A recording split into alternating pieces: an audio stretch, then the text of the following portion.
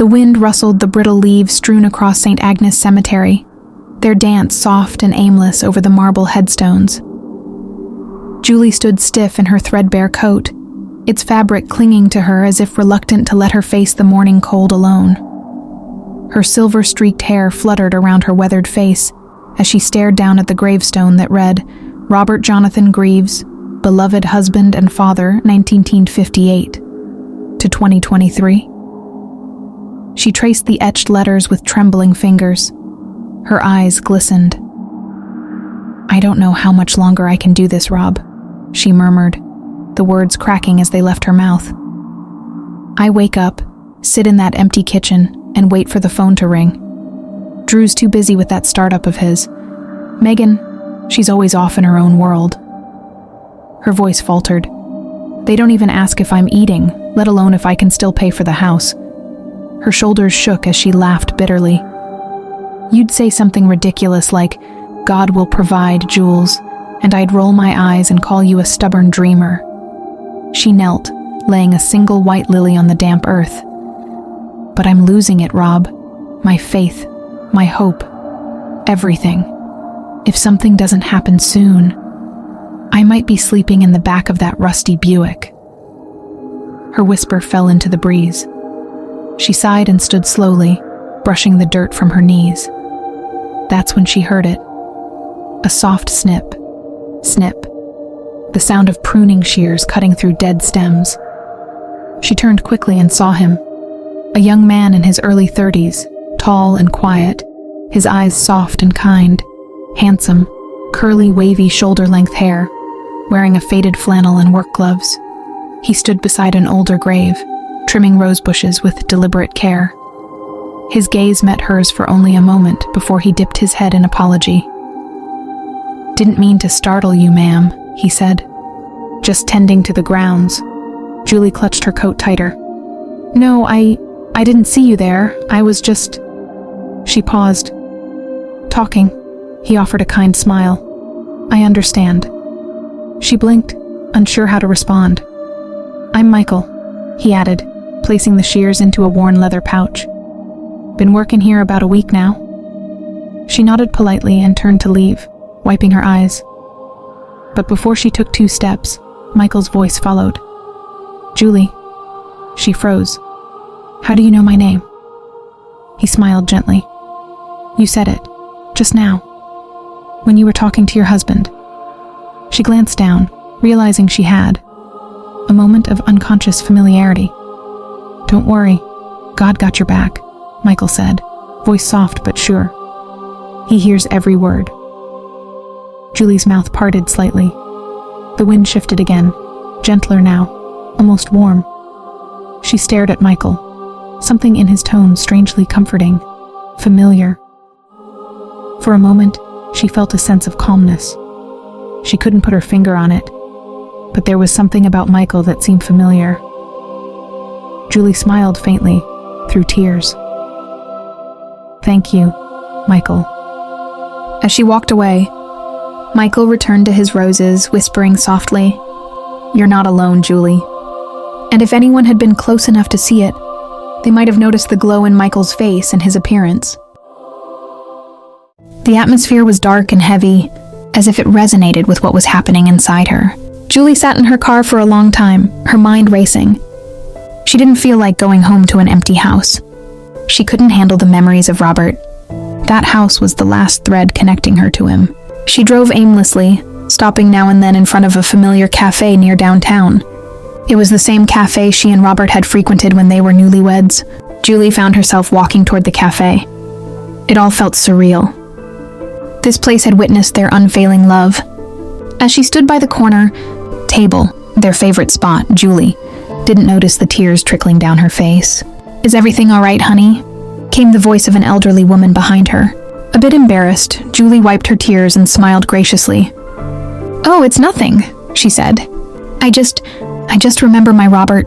She looked at the woman. "We used to sit here," she said, pointing at the table. "This is where we built our hopes and dreams, in this little corner." "That's sweet," the elderly lady said. "May I ask, where is Robert now?" The warmth of the cafe enveloped Julie like a familiar embrace, a stark contrast to the icy grip around her heart. The aroma of brewing coffee and pastries, once a comforting backdrop to shared laughter, now felt like a poignant reminder of what was lost. Julie's voice caught in her throat, the simple pronoun carrying the weight of 2 years of grief. My Robert was gone. 2 years ago, she finally whispered, the words barely audible above the gentle hum of the cafe. Angelic's eyes softened with understanding. Oh, my dear, she said, her voice a soothing balm. I know that kind of pain. Losing someone you love. It leaves a void that nothing else can truly fill. She paused, then a gentle smile touched her lips. You know, Julie, you remind me of a dear friend of mine.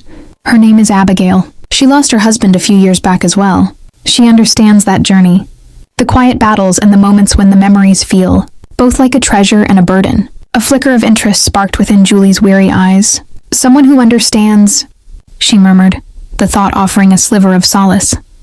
Yes, Angelic affirmed, her gaze warm and encouraging. I think you two would find comfort in each other's company. Would you be open to meeting her? Perhaps we could all meet here again next week?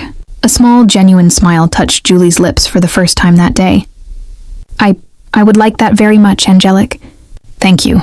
And so, every week, Julie found herself drawn back to the familiar corner table. The meetings with Angelic and Abigail became a lifeline. They shared stories, tears, and quiet moments of understanding. Abigail spoke of navigating the practicalities of life alone, the unexpected triggers and the slow, uneven path toward healing. Julie found a sense of camaraderie she hadn't realized she was missing. But outside the comforting walls of the cafe, reality pressed in. The weight of the overdue mortgage payments grew heavier each day. The threat of losing the house, the last physical link to Robert, a constant shadow. Desperate, Julie decided to try and see Megan. Their relationship had fractured in the chasm of unspoken grief and resentment separating them. Driven by a fragile hope, Julie found herself standing on Megan's porch as dusk painted the sky in hues of orange and gray. The familiar scent of honeysuckle hung in the air, a scent Robert had loved. A lump formed in Julie's throat. Should she knock? Should she just leave, respecting Megan's silence? Through the living room window, she saw a figure move. Megan. Her heart pounded. She took out her phone, her fingers trembling as she dialed her daughter's number. Megan answered on the third ring, her voice devoid of warmth. Hello? Megan, sweetheart. It's Mom. Julie's voice wavered slightly. Can I see you tonight? Just for a little while? A long, heavy silence stretched across the line. Then, Megan's voice, cold and flat, cut through the quiet evening. Mom, not today. I'm not home, and I'm busy. A wave of disbelief washed over Julie. She was standing right outside. She could see the silhouette moving behind the curtains. Megan, she began, her voice laced with confusion and hurt. Before she could say another word, the line went dead. The abrupt silence echoed the emptiness in Julie's chest. Why the lie? Why the blatant rejection?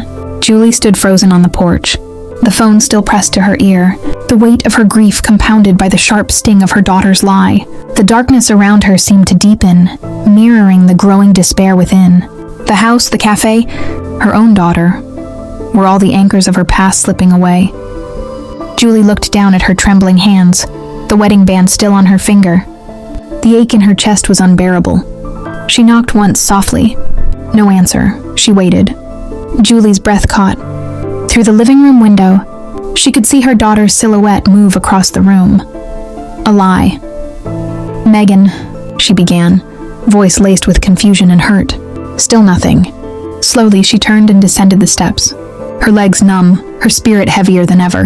The next week, and the week after, the small table in the corner of the cafe became a sacred space. Abigail was a gentle soul with kind eyes and a laugh that cracked the stillness like a ray of sun through a stormy sky. You know what I hated the most in the beginning? Abigail said one Thursday morning, stirring her tea. People tiptoeing around me, like I was made of glass. I needed to talk about Tom. I wanted to say his name. Julie nodded slowly. Yes. People stopped mentioning Robert, like saying his name might summon the pain. But the silence hurts more. Abigail smiled softly. Then say his name as often as you want. With us, he's welcome. And so they did. They spoke of Robert's stubborn love for crossword puzzles, Tom's terrible cooking, and the echo of memories that filled empty rooms. Julie's smile disappeared. She stared into her coffee, silent. "She saw me," she said finally. "Megan saw me. She lied and she saw me." Angelic sighed. "I'm so sorry, Julie. I don't know what I did wrong," Julie whispered. "I lost my husband, and then I lost my daughter, and even my son. I haven't heard from him either. And now I'm losing everything else too." Abigail placed her hand on her shoulder. "No, you're not. We're still here, Julie." She paused. "And you have God." Julie smiled bitterly. "God?" She looked at Abigail. "I used to believe him. Robert and I used to serve in our small church." "What changed?" Angelic asked, her eyes squinting. "When you lose the most important person in your life, your perspective about God will change, Angelic." Abigail and Angelic exchanged glances. They didn't push, they just nodded. Abigail reached into her bag and pulled out a small envelope. "You haven't lost us," she said, sliding it across the table. "That's a little something from both of us. Not charity, just friendship." Julie opened it to find a grocery store gift card, a note, and a small check. "I can't accept this." "You can," Angelic said firmly, "because we know you'd do the same for us." Tears welled in Julie's eyes. "You don't know what this means to me." "Yes," Abigail said with a gentle smile. "We do." The sky was dark and gloomy as heavy clouds blanketed the afternoon sun. A chill hung in the air, and the wind whispered through the trees like a quiet sigh. Julie parked her car along the narrow lane of the cemetery and stepped out, holding her coat tighter around her. The dampness of the grass soaked through her shoes as she walked slowly toward Robert's grave. Each step felt heavier than the last, burdened by the weight of memory and loneliness. She stopped in front of the simple, polished headstone, engraved with Robert's name and the dates that marked his too short life. A soft breath escaped her lips as she knelt down and ran, her fingers over the carved letters. "I miss you, Robert," she whispered, her voice trembling. As she lowered her gaze, she paused. There, resting neatly against the base of the tombstone, was a fresh bouquet of tulips, white and yellow, Robert's favorites. Julie blinked, confused. "Who?" A voice behind her made her flinch. "Oh, it's me." Julie turned quickly and was startled to see a familiar face. It was Michael, the quiet young gardener she had met last week. "You startled me," she said, standing up. "What are you doing here?" Michael smiled gently. "I just thought he might like these. Tulips always felt like a peaceful flower." Julie tilted her head, watching him. "Thank you, Michael. That's very kind of you." He nodded. "No worries. I know tulips were Robert's favorite." She froze. Her smile faltered. "Wait." Her voice dropped to a whisper. "How did you know that?" "I never told you that." Michael stood still for a moment. There was a quietness in his gaze. "I know a lot more than you think, Julie," he said softly. Then with a nod he turned and walked away, his figure slowly disappearing between the rows of gravestones. Julie stared after him, her heart pounding. "Who are you, Michael?" she whispered. She looked up at the sky, eyes wide. The wind picked up, and a low rumble of thunder echoed above. A single raindrop fell on her cheek, then another. She wiped it away, though she wasn't sure if it was rain or a lingering tear. "Is he an angel?" she murmured. Then she shook her head, trying to ground herself in logic. "No, that's not possible. Just a coincidence. A lucky guess." But the feeling lingered. There was something about Michael. The rain began to fall more steadily now, light but steady. Julie didn't run. She didn't even open her umbrella. Instead, she stood in the rain for a moment longer, letting it wash over her. Somehow it felt like comfort, like a quiet embrace from a world just beyond her reach. Then slowly she turned and walked back toward her car. As she reached the gate, she glanced back once more. A strange sense of peace had settled in her chest. Confusing. Unfamiliar but welcome. Maybe she wasn't as alone as she thought. The wind had lost its gentleness by the time Julie reached the faded picket fence that bordered her small home. The sky was gray, as if mimicking the weight pressing on her chest. She fumbled with the gate latch, her bones aching, and stepped onto the porch where a stack of mail waited, accusing, relentless. She bent down, sifting through the envelopes. Her eyes caught the familiar red stamp. Final notice. Mortgage payment overdue.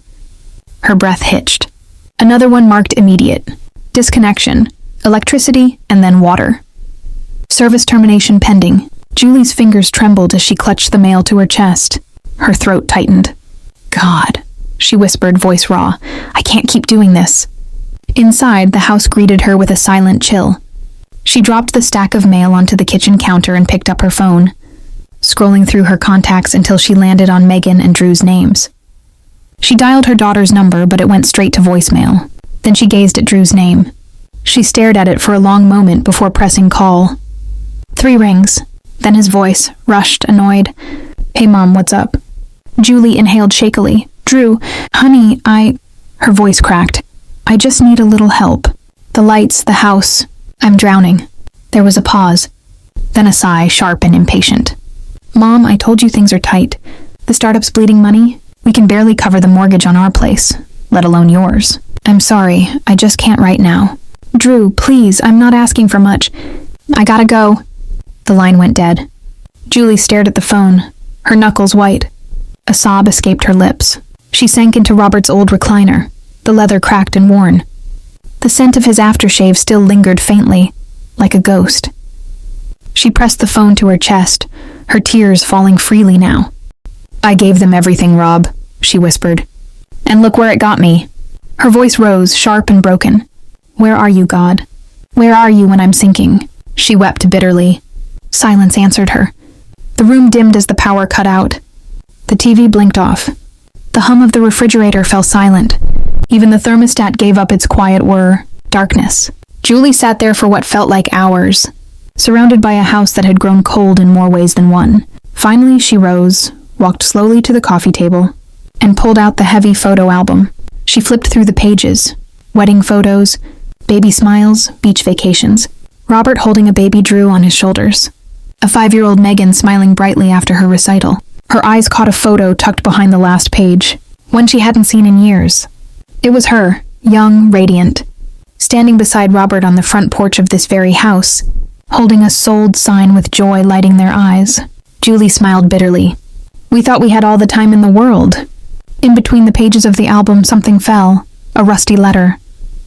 The pages of the old photo album, brittle with age, whispered secrets as they turned. Then, something slipped free and fell onto the dusty floor. A rusty letter, its edges softened by time, a small tear marring its side like a forgotten wound. Her breath hitched. Julie's hands trembled as she reached for it, the moonlight filtering through the window pane barely, illuminating the faded script. She squinted, her heart pounding a frantic rhythm against her ribs, trying to decipher the ghosts of words from a distant past. Just as the first syllable formed on her lips, a soft knock echoed through the silent house. Julie's head snapped up, a flicker of surprise and apprehension dancing in her eyes. Who could it be at this hour? Hesitantly, she made her way to the door and pulled it open. Standing on her porch, bathed in the pale moonlight, was Michael. He held a plastic grocery bag in one hand and a small flashlight in the other, its beam cutting a swathe through the darkness. Julie stood dumbfounded, the rusty letter clutched forgotten in her hand. How did you know?" She finally managed, her voice barely a whisper. A gentle smile touched Michael's lips. "I know a lot of things, Julie." He stepped inside without waiting for an invitation, his presence filling the small space with an unexpected warmth. Julie closed the door slowly, her mind racing. She sank into her worn armchair, the opened letter still in her grasp, her gaze fixed on Michael. She sat in a heavy silence, the weight of unspoken grief pressing down on her. Michael watched her, his eyes filled with a profound understanding. "I also know that you are not alone, Julie," he said softly, his voice a soothing balm in the quiet room. "God is with you all along." A bitter laugh escaped Julie's lips. "God, please," she scoffed, the raw edges of her pain exposed. "I stopped believing in him the day he took Robert away from me." Her voice cracked, tears welling in her eyes. "Where was God when I needed money to pay for our mortgage? Where was God through all of this? This emptiness?" Michael didn't offer platitudes or easy answers. He simply stood there, his gaze unwavering, filled with a quiet strength that somehow felt both comforting and unsettling. After a moment he spoke, his voice low and resonant. "God never abandoned you, Julie. He's right here with you all along." Then, something extraordinary began to happen. A soft, ethereal glow emanated from Michael, starting from within and spreading outwards. Julie gasped, her eyes widening in disbelief as a pair of magnificent, feathered wings unfurled from his back, catching the moonlight in their iridescent span. You're an angel," she stammered, tears now streaming down her face, a mixture of shock and a dawning sense of wonder. "Yes, I am," Michael confirmed, his voice gentle. "And I have a message from God. He has never abandoned you. Julie, he will take care of you. You'll see." He inclined his head towards the letter in her hand. "That is part of his plan." Julie's trembling fingers picked up the old, yellowish letter again. This time, under Michael's gentle gaze, the faded script seemed to leap out at her. It was Robert's handwriting, undeniably his. As she read, her breath caught in her throat. Robert wrote of a secret investment, a substantial inheritance he had arranged for her, a way to ensure she and the children would always be provided for. He had planned to tell her soon. A surprise for their anniversary, but fate had intervened. Tears streamed down Julie's face. Now tears of disbelief and a dawning sense of hope mixed with profound grief. He knew?" she whispered, her voice thick with emotion. "Sometimes we don't see the bigger picture." "Julie," Michael said softly, his wings shimmering in the dim light. "Sometimes what seems like an ending is just a new beginning, orchestrated in ways we cannot comprehend." The following weeks brought a seismic shift in Julie's life. The inheritance Robert had secretly left alleviated her financial burdens, lifting the heavy cloud of worry that had hung over her. It was as if a lifeline had been thrown to her in her darkest hour. Then came another unexpected turn. Her children, Drew and Megan, who had drifted away in their own lives, burdened by their own struggles and perhaps a sense of guilt over their mother's hardship, returned. They stood at her doorstep, their faces etched with remorse, asking for forgiveness, for a second chance to be a family again. Julie, her heart softened by the unfolding events and Michael's visit, welcomed them back with open arms. The bitterness that had begun to take root in her heart started to thaw, replaced by a fragile hope. Through it all, Julie found solace in the continued friendship of Angelic and Abigail, their unwavering support a constant source of strength. They listened, they comforted, and they celebrated the small victories with her. Months later, a quiet solemnity hung in the air as Julie, Drew, and Megan stood before Robert's grave. The pain of their loss remained, a dull ache in their hearts, but it was now intertwined with a sense of peace and gratitude. As they stood in silence, a single white feather drifted down from the clear blue sky, landing softly on the cold stone of the headstone. Julie, Drew, and Megan exchanged a look, a silent understanding passing between them. It was a gentle reminder, a whisper from above, that even in the face of loss, love and hope could still take flight. The end, or perhaps just the beginning of a new chapter, guided by unseen hands and the enduring power of love. Welcome to our channel, Youth on the Rock. Jesus is the rock. Like, share, and subscribe to our channel.